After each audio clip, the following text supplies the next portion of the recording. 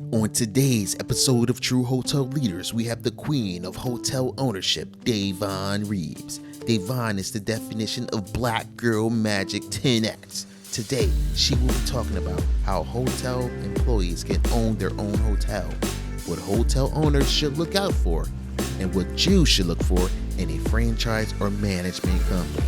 All this and more on today's True Hotel Leaders, where leaders teach leaders. Do you want to give your housekeepers a raise but you just can't afford it? No problem. We will increase their pay for you and it will cost your hotel nothing. Stop the high-end crisis and pay your employees more money. The high-end crisis ends today at We Tip Hotels. For more information, visit wetiphotels.com. Hey, what's going on? You know who it is. It's your favorite Bruce Jordan here at another episode of True Hotel Leaders, and we are here with the queen of hotel ownership, Davonne Reaves. What's going on, girl? How you been? I love that, Bruce. The queen of hotel ownership. I'll take it. I will take it every day. You definitely earned it. And we're at the Hyatt, one of the Hyatt properties, Hyatt House. Oh yeah, Hyatt House Atlanta Perimeter. Yep, I actually got my start working as a front desk agent at the Hyatt Regency Atlanta. Really? Yeah, the Hyatt Regency Atlanta is a flagship property. It literally put the Hyatt on the map. Now, this property is probably a little bit different from, Oh, absolutely. that royal property you was at over there downtown. Yeah, because when you walk in the Hyatt Regency Atlanta, you go, oh my God. Even still to this day when I walk in, I still do that. I don't know, it was something about it. You just look up and like, oh my gosh, look at this building. Yeah. Wow. Yeah. You know, we have a lot of our employees in the industry, they want to be, they feel like they're ready for hotel ownership. They just don't know what steps to take. Yeah. Like, what are some of the things that the employees can do at any level to take a couple of steps closer to hotel ownership? That's a great question. I would recommend to understand all the different roles. Like a lot of major brands, they have corporate management training programs. Mm-hmm. And so, unfortunately, I wasn't able to take advantage of it because during that time, I believe it was the last recession of 2008, 2009. So when I was graduating, they canceled it. Oh, wow. They put it on hold. I wouldn't say they canceled it. Let me rephrase it. They put it on hold because it was, the recession and travel was cut. So, so I really couldn't. I really wanted to do it. That was my goal. And so unfortunately, I didn't take advantage of it. However, what I did do, I was just a very curious person. Mm-hmm. So I took the initiative to learn how the other departments and learn how they intersect. So what does the engineering department do and why is it so important? What does housekeeping do? I mean, I've stripped beds before. Mm-hmm. What does, why is sales and marketing, why is it so important? Why is revenue management so important? So, I'm just always curious, the accounting, finance, how do all these different parts, like how does this make this hotel? And in order for you to be a really good owner, in my opinion, is if you really understand, the operations of a hotel, right? Because if you just treat it like real estate, then that's what you do. You just treat it like real estate. But hospitality is a people business, right? Absolutely. A lot of what I love about the real owners is that owner can buy anything. They can buy an apartment complex. They can buy a mall. When you're buying a hotel, you're not invested in the property. You're invested in the people. Exactly. So, and a lot of owners really they don't get it. So that's why I was saying it. But if you work in a hotel, you get it. Yeah. Right. So I still remember, guests that I checked in over 10 years ago. Right. I'm sure some of them still remember me. I think one of them contacted me on LinkedIn. But so it's that passion for it. And not only even that make you a better owner when you take care of your employees. I'm a big proponent of taking care of your employees, because when you take care of the employees, essentially the employees will take care of your business, right? Okay. And I remember that from working in the front office. I remember when I was taken care of. Mm-hmm. And I remember when I wasn't. And there's no excuse. You still want to work hard, but everybody wants to feel appreciated. Absolutely. Regardless if it's verbally or but some level of appreciation. If it's a promotion, it's something. So if you have someone who's really working hard and they really want to get that promotion and, that person doesn't get it for whatever reason, work with them. Put some type of systems or programs in place So that way that person could one day, because people want to excel, you know, to be a superstar, people want to excel. They want to come in, they want to do their job, and they want to do it right. But when you bring down the morals and you don't make people feel appreciated for their hard work, you know, especially like, I mean, I couldn't imagine working during COVID. When I tell you, I have the utmost respect for every single person who worked during COVID, regardless if it was a hotel, supermarket, regardless. I couldn't imagine. I just couldn't fathom dealing with what they had to deal with, literally doing. I mean, I was reading, it's this Facebook group, I don't know if you've heard of it, it's called Hospitality Family. Oh yeah, I'm part of that group. And it was just like a venting session, but it was good because it was a space where people could, this is how I'm feeling, this how I was treated, and people, we understood and we were there. You know what I mean? We liked it, we hearted it, we gave it a virtual hug. We was like, you got this, you're gonna get that job. You know what I mean? We were just being that, because we get it. I feel like once you strip the bed and once you relocated the guests together, you're just family together, right? There you go. There you go. Absolutely. Absolutely. You know what I mean? It's a level of understanding that only people in the hospitality. For sure. It's something that we can only understand, right? Oh yeah. I mean, listen. When I was working during COVID, you know, I had to pretty much lay off all my staff. Yeah. And I was down to, you know, a front office manager and security, and we started taking people in, and I'm cleaning rooms, I'm stripping beds. It's nothing new. Like I do this all the time. But when people just had that anxiety because we all thought that we were going to get COVID. And everybody's going to die. And, you know, you got guests coming in and out. And then if you sneeze, you know, like, oh, he's got it. We got to get rid of this guy, you know, so.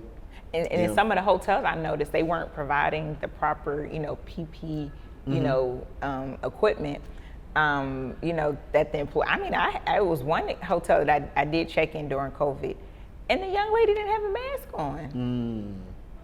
And she was like, well, you know, she was like, yeah, they don't provide us with any, and she couldn't afford to really get any more masks. I had to go to the store and buy her a mask. Oh, wow. Because I remember at one point in time, there was no mask. Like, there was no mask. She could, well, not even that. It was, I bought her one, so I found it. But it was one, to your point, it was, I actually had some stash. That's how I was able to have some, so I looked out. I bought some masks like way before that. I didn't even know a pandemic was ever going to happen.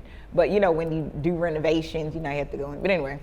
But the point I'm trying to make is just like, you know, protect or at least put some type, if it's no mask, at least put some type of shield or something. Absolutely. You know what I mean?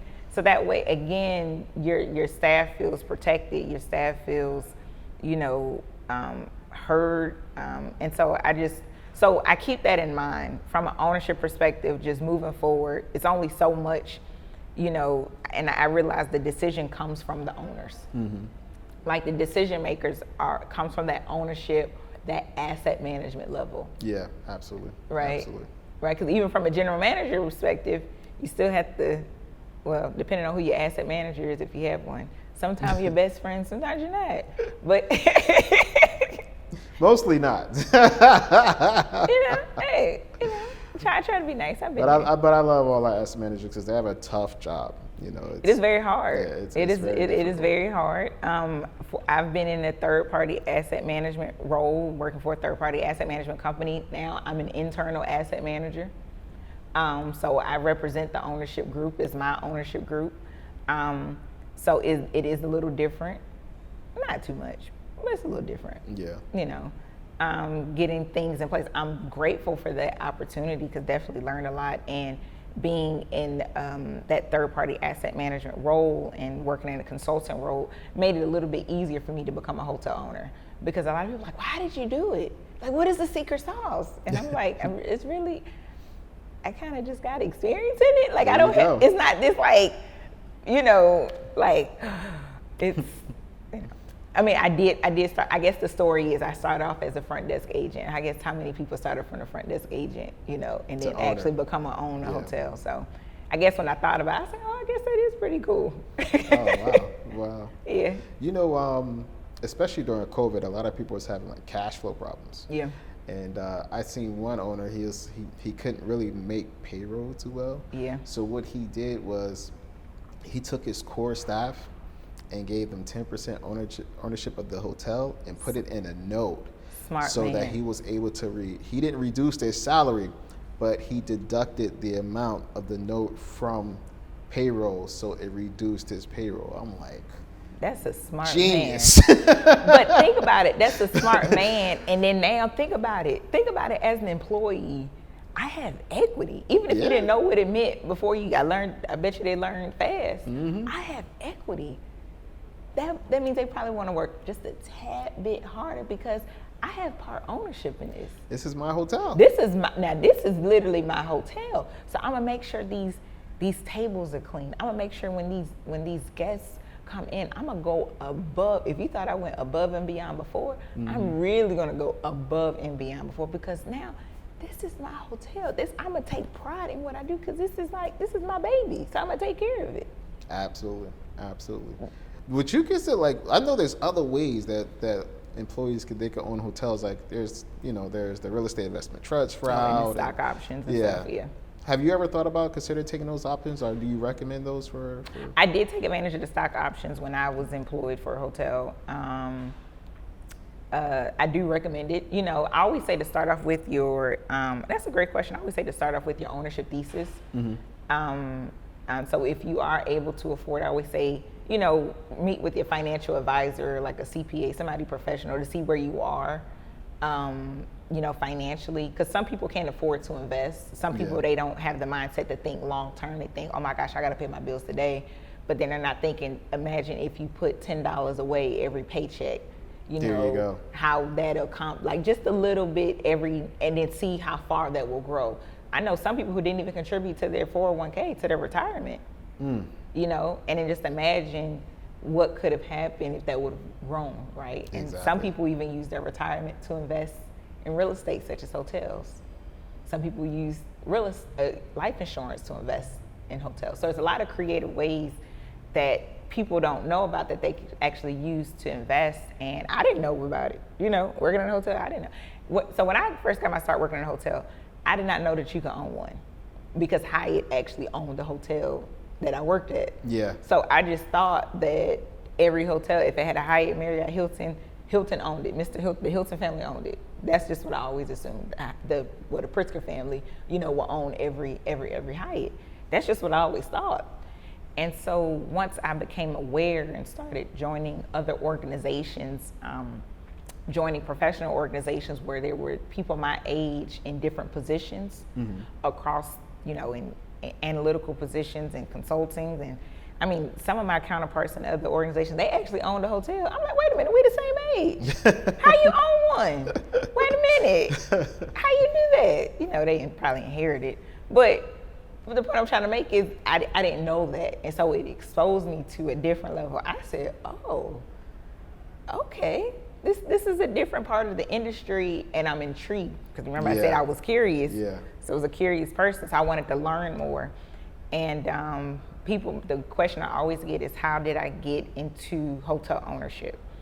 And it wasn't an overnight journey. It was literally like a 14-year journey. So working in operations, joining organizations such as Under 30 Gateway, the American Hotel Lodging Association, Under 30 Gateway, and being a part of those organizations where different people from different cultures and different backgrounds and, different they're still part of the hospitality industry, but different parts of the industry. And asset management, consulting and everything. And so I took I was curious, I took a non-paid internship so that way I can get onto that side of the industry, but I didn't have that background, right? I didn't go to school for finance or real estate, so I wasn't attractive enough resume-wise. They were like, you're in operations, you've been here for years, you should just be a general manager. Yeah, that's a hell of a transition because most asset managers that I come across, they really don't start at the bottom. So they come from finance and real estate or they economics. Have no idea. They have no idea. They know the numbers, but they don't know what they mean. They're like, cut staff, because they don't know it's a person. They're like, cut it. I'm like, no, wait a minute, calm down. That's like a person. Wait a minute. The person's calm down. So it was. I will say it was challenging to understand the numbers and finance and the complexities of commercial real estate, which is hotel. And hotels are a type of commercial real estate. So it was definitely challenging. So I always get the question, well, what's your regret? My regret is I wish I would have really had an opportunity to really learn finance and the fundamentals of commercial real estate before I got into the transactional side. That would have helped me. So my recommendation, if anybody who's from operations and if they're still in school and they want to learn, I would definitely recommend to get if they can learn something about commercial real estate, just understand the fundamentals, finance, just take some courses, really master Excel. I think CCIM, I forgot what it stands for, but they have information. I'm a part of Urban Land Institute. They have a lot of information, as far as in courses to help you really understand the fundamentals of commercial real estate finance. Okay. Speaking of finance, yeah. With COVID happening, everybody thought they was going to pretty much lose their property. There's going to be all these deals out there, and I really haven't been seeing all these amazing deals. And I thought, I was one of them. I really thought that was going to happen, but fortunately we were able to acquire a hotel during COVID. So there were some, but it's not as many. And I think with different, programs such as the PPP loans and their different grants, then travel started to come back. Yeah. Travel it started to come, but I knew that. I knew travel was gonna come back. People were like 2020. You better have no travel's gonna come back if you're buying a hotel during COVID. 2024 it's I was like, man, it's gonna come back. So, and the reason why I said this, for those who don't know, I'm Black. She's really not Black. She's Italian. She's just a little tan right now. And my culture, I knew that we were going to travel. Yeah, for sure. And the reason I knew we were going to travel was because I saw it on my timeline. They were in Miami, they were in Cabo. I was like, oh, they're about to travel. Like, regardless if the vaccine came out, they were going to travel. There you go. And so I knew that, but I knew it was going to be more from the leisure sector and not necessarily from the business travel, right? Because again, now what's going on now? The leisure sector is coming. So I knew it was coming. Pent up. They had people in the house with those kids. Can't take it. They gotta get out. I gotta get out. I gotta take them to the beach. I mean, because people were starting to sneak away anyway during COVID. There you go. So I was the first one. I was in during COVID when they had just opened up to Jacksonville Beach. I was the first one there. You was out. I was going. I was like, I'm sorry, I can't do it. You was in Duval County at the beach. Yeah, I was at the beach.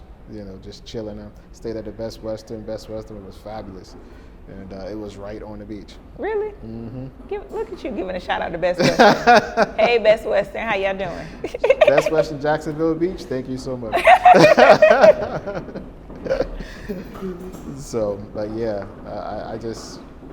I knew it was gonna come back. I just didn't think it was gonna come back as fast. Yeah, I knew it was gonna. I knew it was gonna come back. To your point, as fast. I knew it was going to come back faster than 2022 and 2023. It came back. Now the vaccine expedited as far as from other cultures. I knew my culture was going to come back. Our culture, we both Black. Yeah. I knew our culture was going to come. We getting out of this house. I knew that. I could tell, because the way people were sneaking out and breaking curfews, I was like, oh yeah, they can't be cooped up in the house this long. They're doing Black Lives Matter marches. Black Lives Matter marches. That's what I'm saying. It was like we might as well just travel. Yeah, so it makes sense. Management companies. I heard some of the craziest management company stories ever. One management company, the owner said they wouldn't even let me inside my own hotel that I own. I usually go inside. Before I hired them, I would go inside the hotel, have a cup of coffee, and leave. They were like, "No, that's a no-no." I had another management company.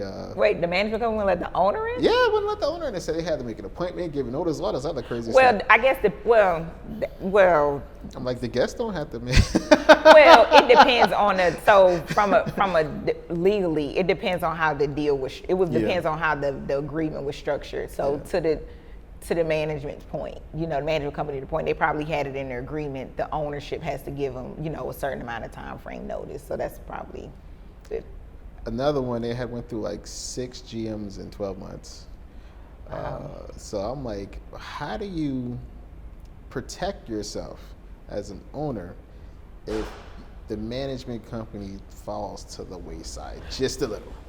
All right. So for those who don't know, that sounded like, I don't really want to speak on too much, but what it sounds like some contractual issues with the management agreement. And typically, when a management company will come in and operate your hotel for a hotel owner, right? Or a third-party management company, or even if the brand decides to manage it. So you have what you call a management agreement. And it outlines everything what the management company can and cannot do. So if you don't set up your management agreement accordingly, like before it's executed, then stuff like that can happen. Makes sense. Where I'm the owner, what do you mean I can't walk in my, what? No, according to the management agreement, you gotta give us 48 hours. Or let's say, the management agreement, they keep turning these general managers and the owner just doesn't have any say so. Well, did you put any management agreement? Because that's what you have to go by. Okay. And so a lot of people don't know that. So what I teach people when I teach people how to become hotel owners, that's why you have to bring in a lawyer or somebody who knows what they're doing, to have a strong asset manager, a consultant who's seen management agreements before, who can help you negotiate it, right? Because at the end of the day, you want to make sure that you're protected as an owner. And so if this is your first time getting into the hotel business, and let's say you're coming from multifamily. So management companies, they're probably not going to like me right now for what I'm about to say. Preach, tell the truth. Yeah, but I am an asset manager, so. But, people from multifamily, they bring in property managers, and I think it's like 10% or something for their fee. Well, management companies are like 3%. Yeah. So if you go to a multifamily, like, oh yeah, I can manage your property for like 4%. If you're coming from the multifamily space, oh man, that's a steal, because multifamily is 10%, but then you didn't outline what you needed, and then when you talk to other owners, they're like, oh yeah, I got 3%. You know how I know? Because I know that, because I was talking to an owner, and he's like, yeah, negotiated, yeah, we got 4%. I said, wait a minute, you have 4%, and the management company had ownership in the deal. I said, do you know how much you're giving them? He was like, wait, what? I said, do you know how much you're giving? You are giving up a lot. No way, not ownership in the deal. That's terrible. That's terrible. Ownership in the deal plus 4% management. I was like, come on now. So, but if you don't know, and if you're coming from a space where, and you just don't know, and you're talking to these, people who have 10, 20 plus years in the industry, you're going to take their word for it. And typically first time hotel owners, they typically don't know any other hotel owners that they could There you go. They can't hey, this, I don't know what I'm doing. You know what I mean? It's kind of like, oh shoot, I bought my first hotel, and then you just kind of figure it out. Or it's either, I've seen this, it's either first time hotel owner, they know nothing and they don't know where to go to get help. They just know they bought a hotel. And they run it like an apartment complex. There you go. Or no revenue management. There you go. Or you have a hotel owner who come in and have all this real estate experience and they know everything. And so they overbuy. They don't understand the complexities of operating a hotel, so they bring in the wrong management company. The management agreement is not executed properly because they don't know what to look for. They don't know how to be protected. So it's definitely finesse, and unless you are in the right circles, because typically once you get into the hotel ownership world, you just know other owners. Yeah. You know, back when I was at IHG Corporate, their management fee was 5%. That's a lot. Way back then. That's a lot. So the way I structure my deals is it scales. So as if your revenues doubles, then we're at 5%. But if I'm not producing what you're able to produce, then we're at 3%. So as the revenues goes up, my fees goes up. Then like you have the incentive fees, like all these different things that you wouldn't know. Like, oh wait, what? Not understanding RevPAR index and understanding, the market shares and like you said, revenue management. It's just a whole different world coming from other parts of real estate, right? Because people are like, oh, I get, but then it's so weird. And I tell people, if you have really sophisticated real estate investors and they even bring in hotel consultants, then you should too. There you go. If you have multi-billion-dollar investors and funds who own billions of dollars of real estate and they still bring in experts and asset managers to manage their portfolios, and you just started out and you have way less than them, I suggest you do the same and bring in an expert or a consultant. Nice. Yeah. Nice. So, I've been running into a lot of owners that's been having issues with the county, the city, and just local governments when it comes to renovations, and they feel like their property may be eyesore and this, that, and the third. The colors are wrong. Like, it's all types of stuff that they make up. The sign. So, like, what are some of the issues that you had, dealing with, like, the cities and the counties, and what are some of the steps that you took? We didn't really have any issues with the property we just acquired because it was built in 2017 and we acquired it in 2020. Oh, so it was already up to code. So it was already, so we didn't really have those type of issues.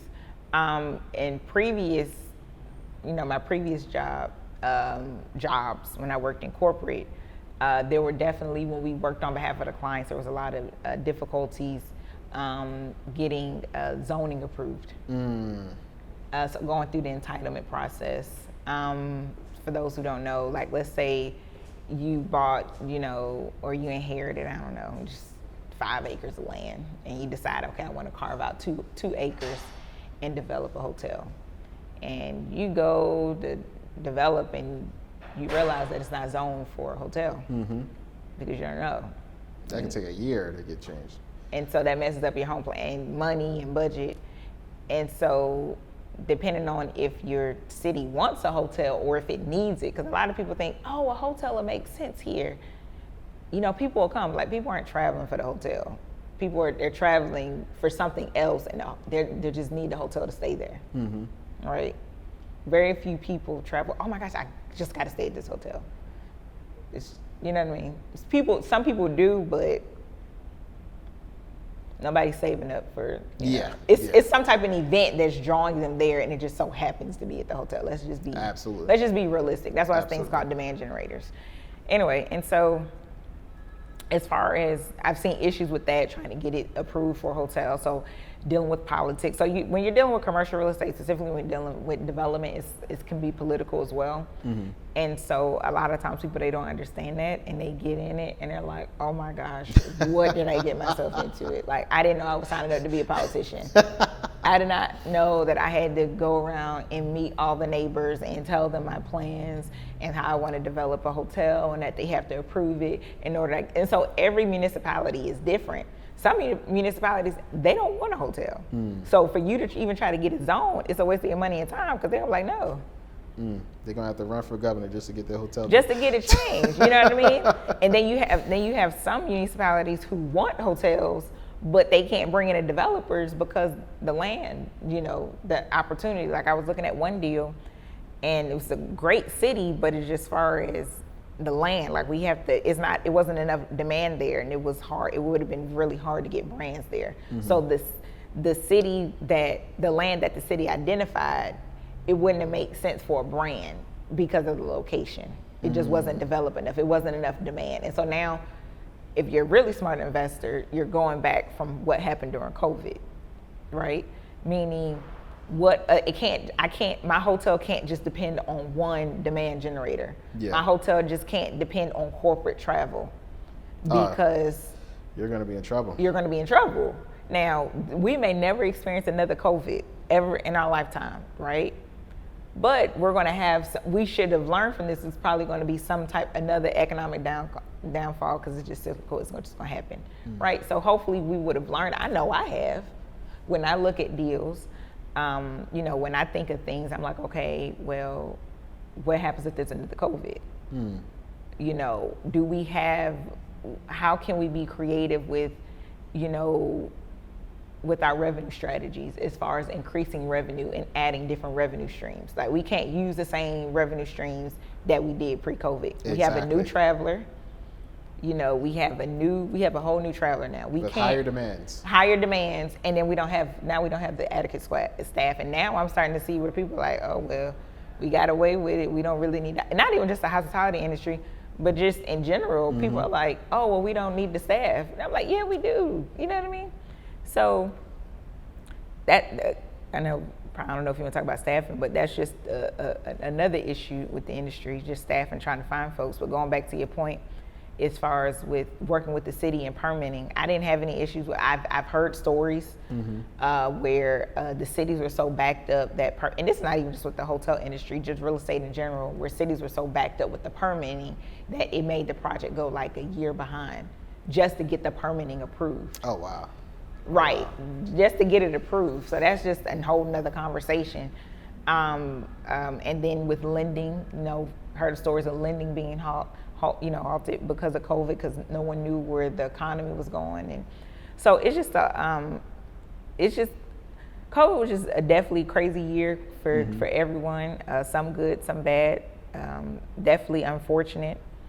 You know, so it definitely was a lot of time for self-reflecting. Absolutely. I was able to be still, meaning, that country stuff came out.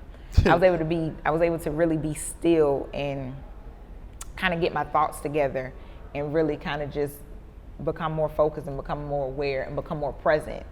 So to me, COVID was more of a learning lesson and more of an appreciation lesson. And to others, it was not. It was a hard. It was lesson. Very hard, and I couldn't imagine. I mean, I just couldn't imagine it. And then people being rude to the people who were working during COVID. I'm like, I don't understand that. Like these. They're out here sacrificing. They're sacrificing their life, and you complaining about a king size bed. Like, I couldn't imagine working during COVID. I just couldn't imagine it. I'm sorry. You complaining about a king size bed and people dying from a disease. You know what I mean? Yeah, it was tough.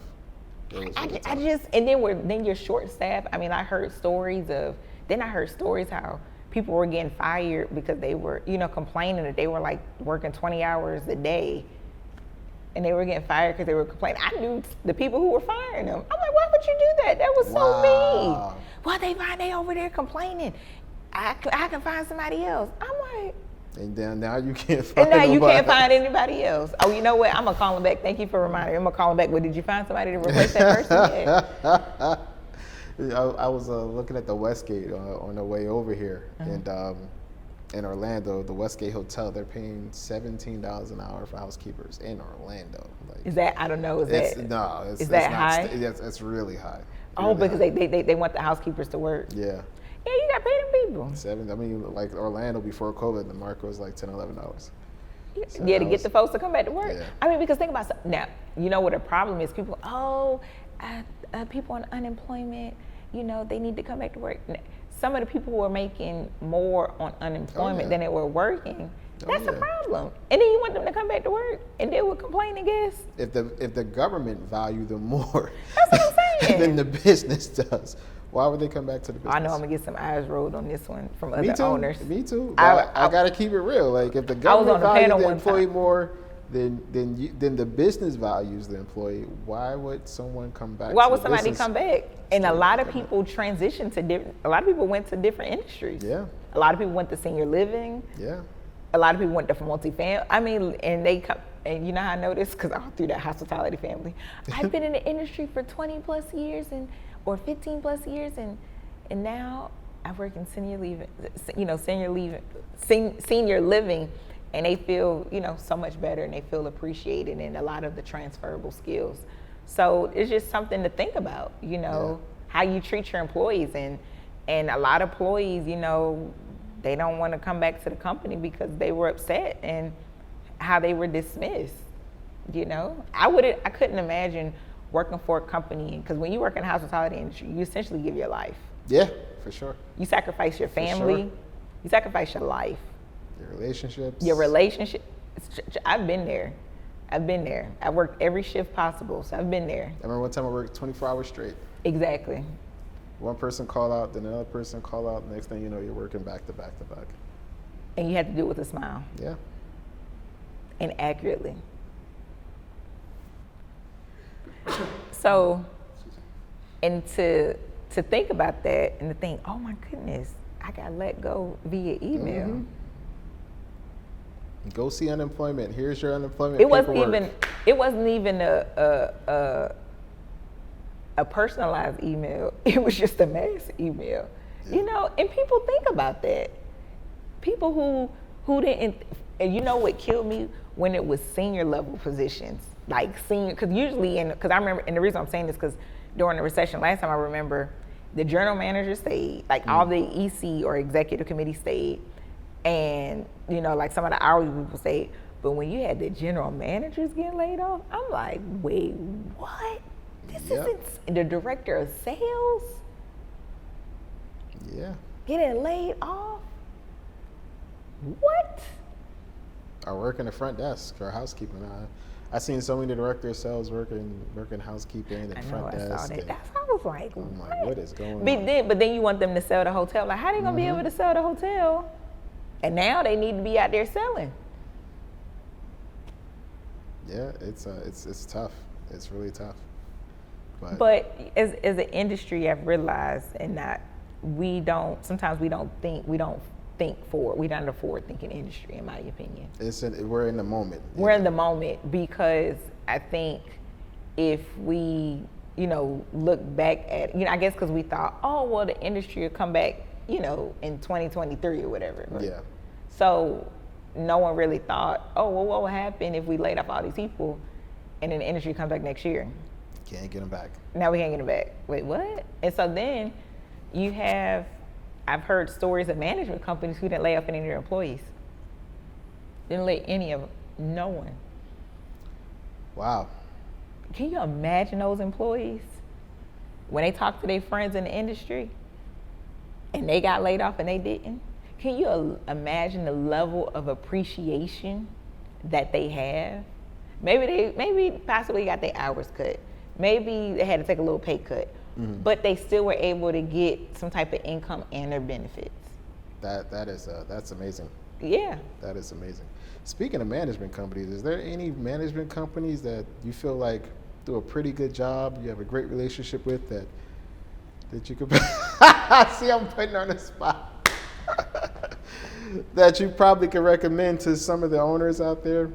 This is my problem with management companies. They start out really good. All right, and then they're like doctors or accountants. They get so good. They get so good that their calendar gets so full that they can't service everybody the same way. That's a good way of looking at it. I was thinking of it from a dating perspective. You know, when you first go on like that dating phase, everything is beautiful. Oh yeah, everything is perfect. They're getting the flowers. You know what I mean? So they just wooing and dying. Well, I'm a woman, so I get the wooing and the dying. But, and then afterwards, after you sign the contract, it's like, okay, bye. You know what I mean? You don't need no flowers no more. You don't need flowers anymore. You got it. You can cook. We don't need to go. We don't need to go out. We're on a budget. We don't need to go out anymore. So that's how I look at it. And it's like, oh. And it's like, especially with so Commonwealth managers are home to suites in El Reno, Oklahoma. So good job, Commonwealth. I love them. I didn't know anything about them until, the deal came across the desk. So that was my first time here. So I had to do research and everything and call up other owners. That's what we do, call up other owners. Okay. Yeah. Okay. You got to call it. That's what you do. And so, I didn't hear anything bad about them. And so they're doing an excellent job, Commonwealth. They still sending you flowers, still whining and dining? Yeah, I like them. They're nice. I like them. They are. I really do. Who else? I'll give a shout out to Newport Hospitality. I haven't worked with them personally on any deals, but I've heard amazing stories from their owners, and how they treat people and everything. William and Coakley, Heard great things about them. Yeah, I actually stayed. I stayed at a lot of their hotels, and man, they're damn near flawless. Damn near flawless when I stay there. And Concord does an amazing job. Concord Hospitality, and I actually just left the. Not left, but it was an event. I think it was during Hunter. It was the event at the Hard Rock Reverb in Atlanta, and so crazy. I did the feasibility study for that hotel, and they did a really good job. Like I talked to the employees. That's how you really know about the management company, from the employees. You know, they were and from what I hear from the employees, they take care of them. They were on season 2 of our show, Hotel Management Do's and Don'ts, and they won. Oh, really? They won. The results will be out before this video comes out, so I can say it now. But you're the first one, and don't tell nobody. I won't say it. I won't put it on LinkedIn. But yeah, they won. They were that good. They had the highest score out of all the hotels in both seasons. Yeah, so I like them. They're managed by Hotel Equities, I think. Yeah, the Reverb is managed by Hotel Equities. Pyramid Hospitality. So I like companies who have initiatives as far as for diversity. You know, me being black, I don't want to see, people just, director of sales, or people of color just director of sales or front office manager. I want to see people, what pipeline or what platform or pathway or roadmap or whatever you want to call it, to help people of color or all different backgrounds to have more of a diverse executive level. That's one thing I could never understand being in this industry for so long, is that 70 to 80% of the workers at the hotels are people of color or minorities. Yet when you get to the executive level, is that? It all look the same. Yeah, I feel like it's 2022. Yeah, it's about to be 2022 in like 6 months. Like, we shouldn't be having this conversation anymore. It should be like, get it. Come on now. We done had enough conversations and panels, and just put some people of color. Ain't that hard, And there's 70%. Come on, let's pick from this 30%. That's just not going to work. Let's just diversify. Come on now. And so, so that's what I look at as for diversity. Like, if I say what kind of diversity do you have, and then you pull your, VP of diversity and inclusion. Yeah. No. Find somebody else. Go back.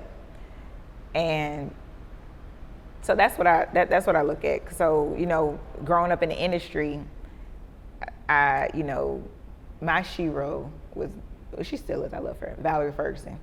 She's the first African American woman, actually the first African American period, of a major hotel at a Hyatt. And Erica Qualls-Beatty, she's my other shero.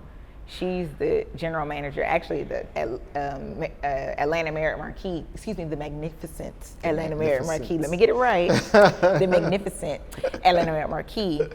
And she is amazing. Oh my gosh, she's amazing. Like, employees she's just amazing. And she's just probably just one of the best general managers ever. I never had the pleasure to work for her.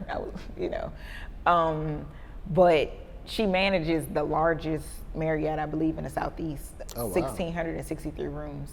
And then now the Hyatt Regency Atlanta, I haven't met him yet, but they have a black general manager. I think his name is Derek Morrow. I haven't had the pleasure to meet him. And but when I was working, I didn't get a chance to work for Valerie, but hearing those stories, right, and seeing like, oh wow, I can, because my hotel, we had, while I was working there, the front office manager was black, the director of food and beverage was black, so I got a little spoiled. Being in Atlanta, you get a little spoiled because the leadership outside of Atlanta, you in Georgia. Yeah, but when I moved to Boston, it was a little different. But a little different. Just a little different. I was like the only black in the company, like literally the only black. I was like, okay, yeah. So, but having those, when you get to more in the transactional side of hotels, it becomes less diverse. yeah, it becomes really less diverse. So it was like one point, I think it was like a conference, it was like 400 people. I was like the only black person there besides the workers. You know, that's an issue. Like, we need to be more diverse. You know, but in order to do that, you have to bring in, you know, more people of color. You know, they have to understand there's a life outside of operations in the hospitality industry, right? And so there are programs, you know, that are out there that are encouraging people of color to get into more of the transactional side.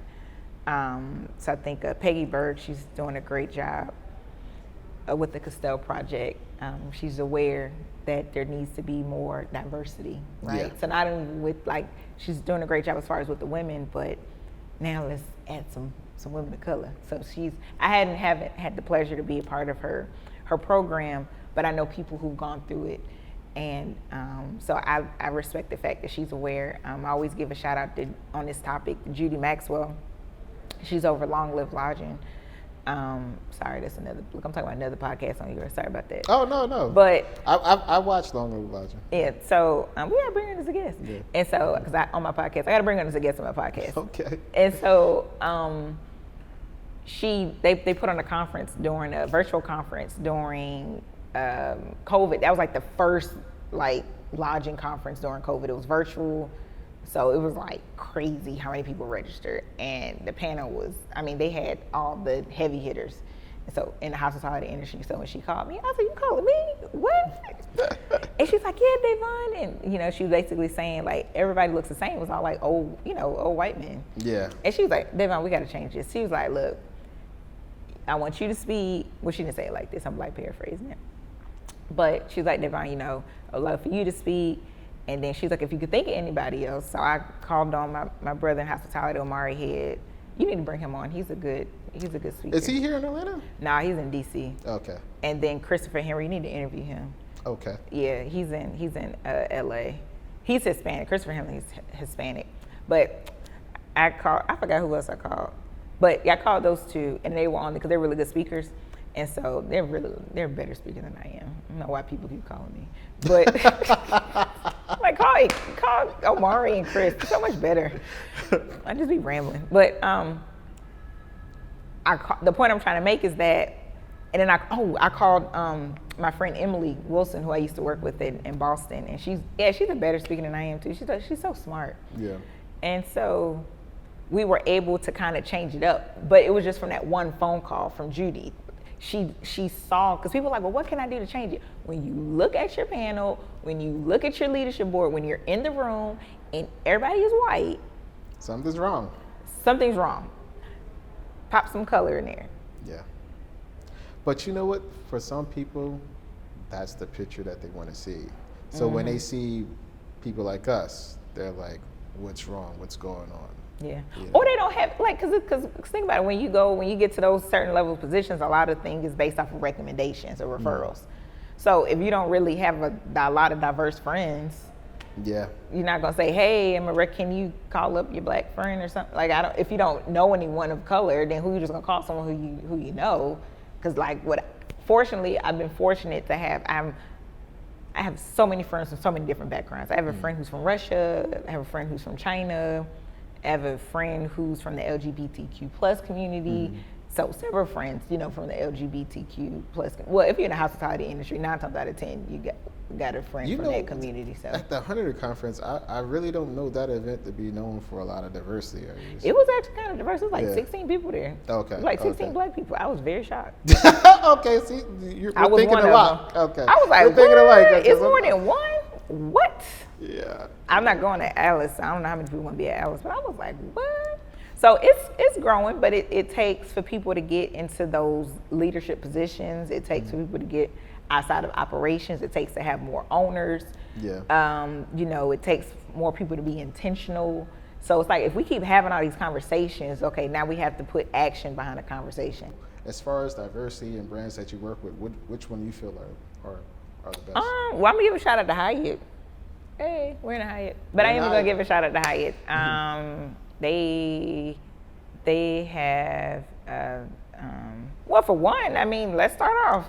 They brought on the first African American general manager. Yeah. Valerie Ferguson, over 30 years ago, before I was born. She was the first African-American general manager, right, in the early 80s. And so, so they continue to have, I think they're forward-thinking diversity programs. I remember, while I was working there, they had a program called Women at Hyatt. I think they have Black at Hyatt, and I think in a whole bunch of different groups now. But they have, a community, so that way, they can help. What can they do to help you grow, right? They have, I think, the chief human resources officer is African American woman. So I think they do a good job as far as diversity. Tyrone Studemeyer, he's everywhere. He's hospitality famous. Everybody knows Tyrone. I think Marriott, they have, people in leadership roles there, whoever to make, and they have them at C-suite levels or higher suite or higher levels. And then, I know that they're working on different programs to increase the percentage of African American hotel owners, and I know Hilton, they have a lot of people in higher positions. Choice, big fan of John Lancaster. They have the emerging markets program where they actually specifically to increase the percentage of minority hotel owners, so Blacks, Latinos, Native Americans, so he literally, that's his job, is to bring in more people of color as hotel owners. So so I think those brands are doing a good, but the thing is, a lot of them definitely reached out to me to see how we can do some things together. So definitely, creating a platform, because I'm able to tap into a different generation. Yeah, absolutely. You know what I mean? I'm able to tap into a different culture, right? I wasn't born with a hotel, didn't inherit one, so my story can resonate a little bit differently. Your family members don't own one, so they can just my family members don't. No, no, they don't. They can't. So, just tapping into an audience that they wouldn't know, because they're not. They're so, when you're so far removed, But I try to stay, try to stay intact, and it's kind of. And plus, I'm on social media. Yeah. So I'm in a different. I'm on, So Instagram is like, you see, that's a whole different world, as far as for marketing. And so, but as far as the different brands, I think there's definitely room for opportunity, of course. Continue to have the conversations. We can't just wait for civil unrest to happen and then you put out a statement. Yeah. I think Hilton, this past year, they put out they added an African American man. Forgive me, I can't think of his name. They added him to their board.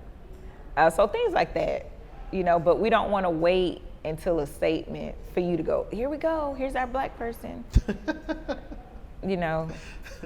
Then it's not just Black people, it's Latinos too. Yeah, absolutely. It's people, it's people from, I have friends who from East Asia, and they're like, we forgot about too. So the people from like Korea and China and all these different countries, and it's like, wait, we're here too. So it's like you have all of these different cultures. And none of them are being selected. You know what I mean? It's just like, what's going on? You mean to tell me they're not smart? They're smart. These people are smart. Yeah. Like smarter than me. Yeah. And so it's all of these different cultures and different backgrounds, and it's just like you have. I say this. Actually, I stole this from. I'm finally giving her credit for it. One of my best friends, she told me this. She was like, Davonne, she said, every culture checks into a hotel. Mm-hmm. Every background, every race, every check in a hotel. Some type of hotel. Why isn't the leadership it should be reflected of that? Because it's certain things, like, again, I'm Black, I'm a woman, so sometimes I wear makeup. Well, when my makeup is a little bit darker because of my skin tone, so now it's on the white washcloth that the hotels probably can't get out. Now they have to, so they try to do like the, the makeup wipes, or the black tiles or the brown tiles, or certain things, certain like lotion products and hair products and everything. But certain things like that, if it was just an added touch, you know, or what culturally, you know, can be done, right? You know, if a religion or a group is coming in and you know, they don't eat pork. Yeah. And then you have nothing but pork on your menu. There you go. And everyone's going vegan now. A lot of people are going vegan. Yeah, I'm about to go to slutty vegan as soon as I finish it. You know what I mean? And so what are you doing, right? Like, you know, so those are the type of things. But if you always eat pork, you're not gonna think about the people who don't eat pork. There you go. Why do you eat pork? Well, I eat this. I can eat gluten, so I'm not thinking about the person that's, you know, or what if I put this picture up that's offensive? Mm-hmm. Or what if I serve this, you know, what if I do all these different things, but you don't know that because it's not part of your culture and that's how we were raised. It's certain things that I don't know about other cultures. Yeah. I don't know. But fortunately, like I said, I'm around friends who, from different cultures, from different countries. And so they're like, oh no, this is not what we do. We don't eat this. We don't do it this time. Oh, wow. You know what I mean? But I wouldn't have known that. But if you have those different people around the table making those decisions, can you imagine? But now we have all these different disruptors coming in. They're coming into our industry and we got to pay them. Yeah. Yeah. And they're going to go. They're not going to stay. Absolutely. Airbnb still here. I remember when they said Airbnb wasn't going. Hotels using Airbnb now. Thank you. Yeah. And Peer Space. Yeah. Yeah. Especially the ones that, like, I had a hotel that wasn't a franchise. I threw it on Airbnb. Clocking it. Like that. I've seen franchise hotels on Peer Space for their meeting rooms. OTAs is still here. So all these, they're not. So it's like you have to you can't, this is how we used to do it. Those days are gone. With everything going on, everybody asks me this question all the time. With everything that's available with OTAs, Airbnb, do I really need a franchise? You know? Yeah, I think so. And the reason why I say that, because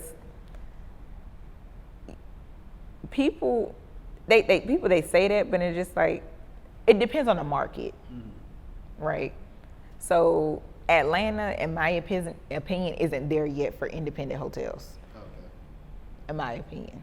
I could be wrong. It's probably some data. I'm just saying stuff because I haven't checked the data, so excuse me. But in my opinion, it's not there yet from an independent hotel standpoint. San Francisco, you can get away with it. New York, you can get away with it. Miami on South Beach, you can get away with it. Yeah, you can definitely get away with it. For sure. My hotel is in El Reno. So people who are traveling down the road, they may be like, I don't know. I've never heard of that hotel before, but I've heard of the Hilton. So I'm gonna stay at that Hilton. There you go. I know what I'm getting. I don't have time to try to figure out what they're doing. I don't know. I may not even have to go on TripAdvisor because I know it's a Hilton. That looks like a nice hotel. So I'm just gonna stay there. Right? So some people, they only want to stay at certain types of hotels. Right? It's certain people who don't want to stay at Airbnbs, but want to stay at a hotel because they know what they're getting. So it depends. There's so many different travelers. That's why there's so many different brands, because they're trying to attract different travelers, trying to have something for each traveler. So I still believe in brands. I believe people like having that level of service and consistency. Yeah. You know what I mean? You know, I know some people will pay $700 a night just because of their name. They know if I go to the Four Seasons St. Regis Conrad, I know the level of service I'm getting. But you mean to tell me I'm gonna go into this Reeves hotel and you want to pay $700 a night? I don't know you. I know Conrad. I know the Park Hyatt. Yeah. I know the Mandarin Oriental, but I don't know the Reeves hotel. So I'm not paying $700 a night. And fortunately, that is our time. Oh man, already? Yeah. I could talk about hotels all day. I know, me too. We'll be here forever. Seriously. Make us pay this light bill. In a hotel. We better be careful for they have us checking in guests. They're like, come on, girl, you still know. You used to work at a Hyatt. Come on, girl. You'll figure it out. And thank you for watching another episode of True Hotel Leaders, where leaders teach leaders.